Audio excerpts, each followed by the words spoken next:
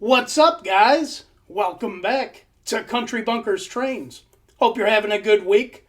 Before we get started with today's video, I wanted to take a quick minute and welcome all of the new subscribers here to the channel. I hope you guys are enjoying the channel and having some fun with it. We actually hit quite the milestone the other day. We actually hit and surpassed 5,000 subscribers. How cool is that? Never in the world did I see that happening, and I think that's awesome. So once again, a big welcome to all of you, and I greatly appreciate all the support. We have some amazing people here on the channel, and like I say, I can't thank you guys enough. A big salute to all of you. We might have to do something special here in the somewhat future to celebrate hitting 5,000 subscribers. Maybe do a live show or something to that effect. Let me know what you guys think in the comments below. I think it's definitely something worth celebrating. For today's video, I don't have anything big or super extravagant lined up. We do have some new goodies that came in I figured we could take a look at together. As I mentioned the other week, we had quite the week of new arrivals here in the train room. We got the big one out of the way last week. We checked out the new MTH Premier Last Run Mike Wolf Big Boy. What an excellent piece. Running like a champ. It hasn't stopped running since it's come here to the train room. But we got some other goodies as well. Like I say, I figured we'd check them out today. Along with that, I have been a little bit busy here in the train room working on the new layout. Thought we'd check out some of the work and see what's going on. As I stated a couple videos ago, this past year has definitely been the year of rolling stock here in the train room. We've been getting a lot of it. And wouldn't you know it, we got some more. Woohoo! We've been checking out a lot of new Lionel rolling stock here in the train room, as well as a little bit of Atlas O. But of course, I can't leave my boys over at MTH out of the loop, so we picked up some more MTH pieces here to the train room. Some really cool stuff. I ended up picking up some more N&W coal cars to go along with our Lionel N&W Class A that is coming later this year. And I'm pretty stoked about these cars. These things are pretty neat. These are kind of the opposite of what I normally go for here in the train room. Usually I go for the big monstrous rolling stock to complement the big monstrous engines we have here in the train room. And as I say, these are kind of the opposite. These are the small little 2-bay fish belly hoppers. And these things have a charm all their own. I think they're pretty cool. What do you say we get them out of the box? Check these little guys out. Aren't these things neat? I love them. Much better proportioned size-wise here for my layouts. But besides that, these things just look spectacular. Bunch of great details, great scripture on the sides of the cars. So you got the brake wheel there, little brake hose as well. Like I say, just some really nice looking cars. They're great rolling cars as well. Nice and smooth. Don't pose any issues on a nice long train, at least not yet. The coal load is removable. I might look to, in the future, remove this coal load, this plastic coal load that comes with them. Some guys are replacing this with a real coal load. I might try and do that in the future. But for now, this will do the job. I think these things are going to look terrific running behind the Class A. Some of you guys might remember a few weeks ago, I picked up some more of these hoppers. These two bay fish belly hoppers, along with these two 3-bay hoppers here in the front. These were all single sale, separate items that were recently released about a month or so ago. Some really nice cars. I do really like these 3-bays, but again, these 2-bays really speak to me. I really like these ones quite a bit. What do you guys think in the comments below? Which one do you prefer? I mean, they're both beautiful, but these 2-bays I think look spectacular. I would like to pick up some more of these.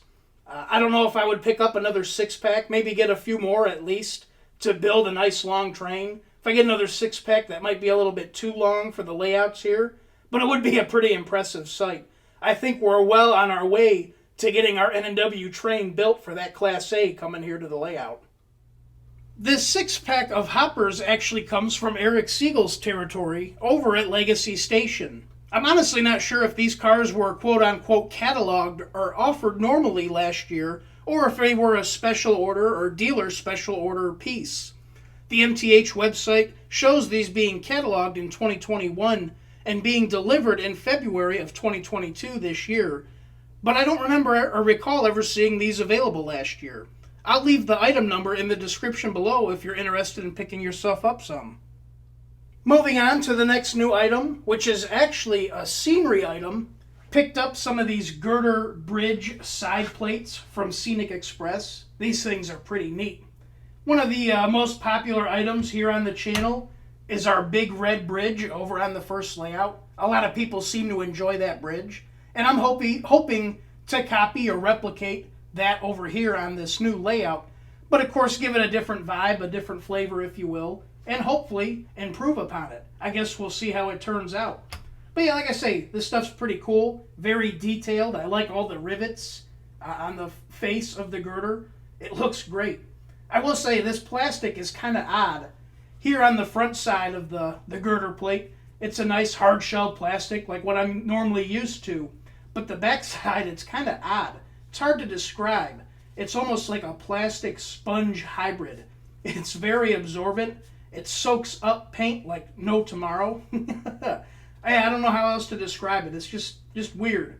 But again, a really cool product. I'm looking forward to working with this stuff. I've already installed a little bit of it, which we'll see here in a moment on the new layout. But yeah, pretty neat.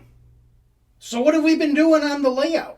I know it doesn't look like much, but believe you me, it has kept me pretty busy the last several nights after work for quite a few hours. And we are making some progress. Again, any progress is good progress, no matter how small or big. But yeah, it's coming out. We got the new upper line going in, finally. It's only taken however many months. You can see I got the curtains removed. I think it looks a lot better without those curtains. I still got to remove these ones. The cord for our clouds is running up behind this curtain. I got to figure out what I'm going to do with that, but these curtains will be getting removed eventually. I'm going to replace these with one of these flat top curtains like what we have over here. I think that'll look a whole lot better. But yeah, starting out, we'll start where I first started. It's kind of hard to see, but back here under the bridge, got our rock wall built for the tunnel on the interior. Again, I'm sure you guys can barely see it, but it's in there. It's all painted up and detailed. Got the rocks all cut in and all that good stuff. Got the tunnel porthole built for this side of the layout over here. Again, both of these are all built out of this 3/4 inch foam. Some good stuff. Takes quite a bit of time carving everything into them and making them look good. I know you really can't see this tunnel porthole, but I didn't want to go without installing it over here. It's obviously hidden by the bridge, and it's going to be hidden by buildings here soon, hopefully. But again, I guess, as they always say, the devil's in the details, so I definitely wanted to get it in there. After I got those installed, we got our ground cover installed in the mouth of the tunnel. Got some dark ballast installed for the ground cover, just as we did on the other side, as well as our regular ballast on the track. I did have to use some strips of foam to build out and extend the rock wall of the tunnel out into the windowsill for clearance for our big articulated engines. If I were to just attach it to the side of the layout, them big articulated engines would have been smacking and beating it out. So we got that extended out. But yeah, once all of that was installed, started working on the bridge, got some new piers or supports built for the bridge. Our track plan has changed a little bit in this area, and we're using different track than what was originally here before, that Menards tubular. So I had to widen these supports, as well as make them taller for the new height of the elevated section. I used our good old tried and true 1x3 wood. Not the prettiest thing in the world, but it does the job. I'm not going to be using this 1x3 throughout the entirety of the elevated line. I want to pick up some balsa wood or something and try building my own handmade trestles to support the new bridge. But for here, as you can see, space is pretty tight. And if it works, why try and fix it, right? So that's what we're using. And it's working out quite well. Here you can see the first section of our homemade bridge being installed. I think it's coming out pretty well. Again, I'm using that 1x2 wood for supports. Not the prettiest thing, but hey, they're working. And we'll change that up as we go along. I did want to try and install these girder plates in the opposite direction, having the girders below the track work. I thought that would have looked really, really slick. But as you can see over here, if we did that, we really wouldn't have a whole lot of clearance for stuff underneath. We got big double stack Husky cars and autoloaders and engines with pantographs and stuff like that, I didn't want to risk it. I think it would have looked a little bit better, but again, we got to think of what's going to be running on the layout. Can't all be about looks, right? For paint, I'm using good old Rust-Oleum semi-gloss black. I think it's given off a pretty good look. I do want to toy with trying to weather some bits and pieces here and there. I might try and weather this with it in place. I don't know. We'll see what happens. With our bridge installed, it was finally time to start laying some track. Here's our new track plan for over here on this side. Pretty nice. So far, how it's working out, we come out of the bridge, we go into an 072 curve. It fit nice back there. I really wish I could use this all throughout the upper elevated section, but as you can see, it's already pretty tight. But then we lead into a 40-inch section of straight, coming over into an 054 curve that comes all the way, wrapping around, going into this big sweeping 054 S curve. Again, it's pretty tight. Luckily here at eye level, it's not going to look as nasty with some of the bigger passenger cars going through it, such as if they were down here and you're seeing it overhead. It looks really bad that way. But yeah, it's working out pretty well. Obviously, we still got to build the bridge over here to support and get the tunnel and tunnel portholes installed over here. That's what I'm hoping to work on next. All of the track work on the table over here is fully installed and secured down, and it's working out fairly well. I've got some feeder wires already installed over here, and I've been testing the track out. We got good continuity, good power all throughout the track work. It's working out quite well. I still got to go through and do some tweaking and align the rails and do all of that good stuff. But yeah, I'm really looking forward to getting this upper line up and running. It's going to be a blast. For scenery up here, I'm really hoping to install a farmland scene. I'm sure you guys have seen Chris over at Chris's Trains and Things. He's got an elevated section with a farm scene installed, and I really like the way how that turned out. So I'm looking to kind of do my own farm scene over here on this elevated section. I think it'll be pretty spiffy. Of course, obviously, I still got to build the mountain face and all that, but that's going to be the very last step.